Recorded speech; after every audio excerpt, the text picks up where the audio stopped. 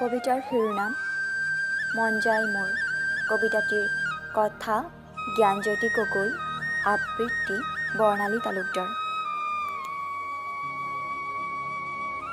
ঐ অভিমানী, শুনা না, মোৰ মন যায় তোমাক ভাল পাওঁ বুলি চিঞৰি চিঞৰি ক'বলৈ।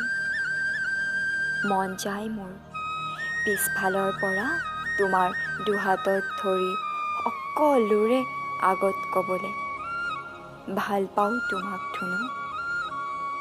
তোমাৰ কলেজৰ আগত ৰঙা গোলাপ পাহি দুহাতে ধৰি চিঞৰি চিঞৰি ক'ব মন, অভিমানী হবা নেকি মোৰ জীৱন লগৰী।